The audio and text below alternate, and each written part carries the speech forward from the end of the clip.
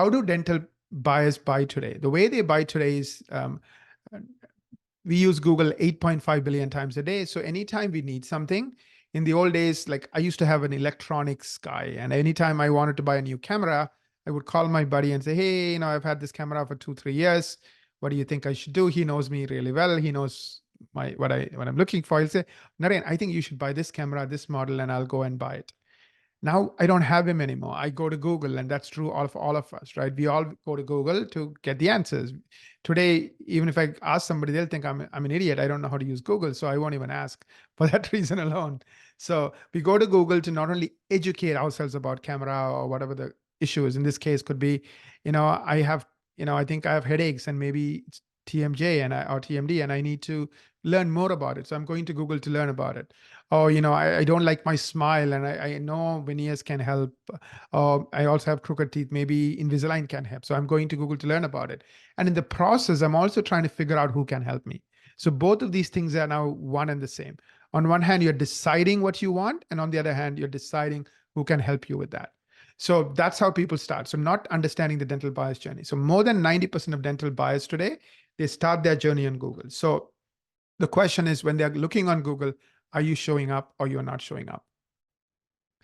Majority of dental practices fail to comprehend how dental buyers make decisions in 2023. Therefore, marketing is scattered across different platforms. If you're not an influencer, why are you wasting time on Instagram, right? Simple. Like if you're an influencer, yeah, go all in because it's going to work really well for you.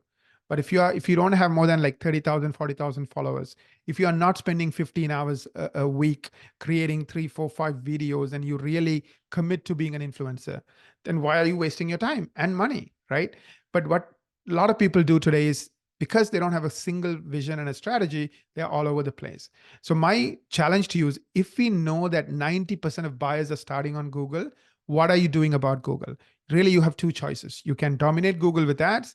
You can't really dominate Google with ads, because the minute your budget runs out, Google will take the next dentist, your competition's money.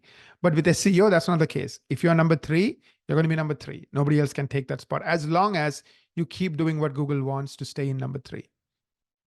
So what are you doing about Google? That's where I think I would start when it comes to the dental buyer's journey. So this is the 3-step process. 90% start by researching on Google. They discover a doctor who ranks organically again and again, or see the ad. If they don't see a doctor who's showing up again and again for related searches, so they might type in 6 searches related to Invisalign. If you show up again and again for all those 6 searches organically, they're noticing your name, they're remembering your name, and then they will click on your link. But if that's not the case, then they might click on an ad. If they come to your website through SEO, they will give you 90 seconds. If they come to your website through ads, they will only give you 15 seconds. Remember the difference between 90 and 15. So the person who's giving you 90 seconds, why? Because they trust you. It's not an ad. Why is the ad person only giving you 15 seconds? Because it's an ad. They don't trust you. They're looking for a reason to leave. So many of them will leave quickly, but the average time they will stay on the website is 15 seconds, because many of them are leaving in less than 2 to 3 seconds. So when they go to the website, they're asking 3 questions. 3 questions you need to answer. Are you an expert? Do I trust you? Do I like you? Are you an expert? Do I trust you? Do I like you? So are you an expert? No patient wants to go to an okay doctor. So let's say I'm looking for veneers. I want to make sure that you've done a lot of veneer cases, right?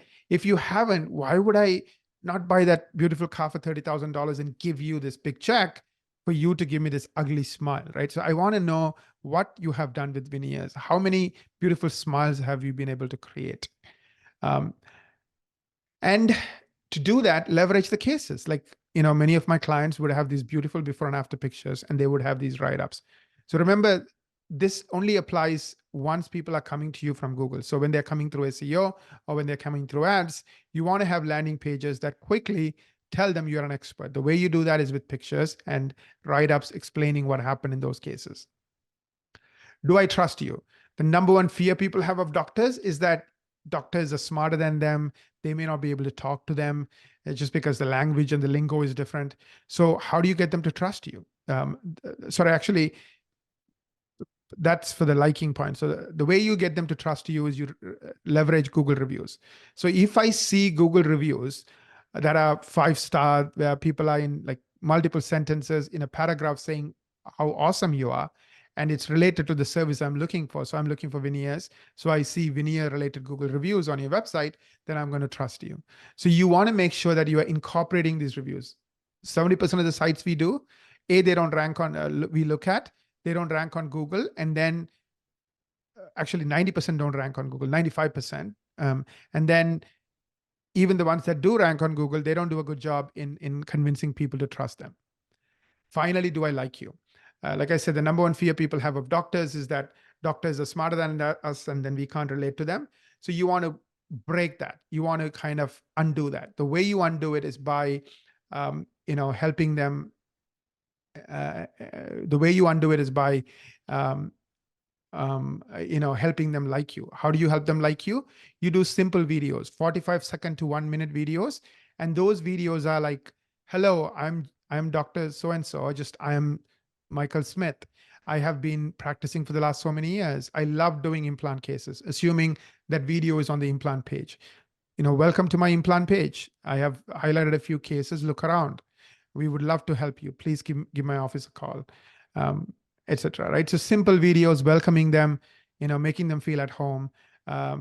We like people who are welcoming, who are kind, who are easy to understand. So remember that, do these simple videos. Don't hire a professional video person. Just get a decent smartphone, have one of your team members, good background, good lighting, just make it look natural. And then of course, have somebody who knows what they're doing, edit it, optimize it for search, and then put it on the relevant page.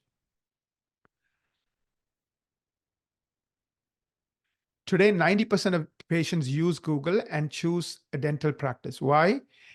Google has become a habit, right? Google is worth $1.5 trillion because every person in the developed world goes to Google to find things, to find answers, to find solutions. So Google is used 8.5 billion times a day. Before people spend their hard-earned money, they want to make sure they're using Google to make the right decision, make the right choice.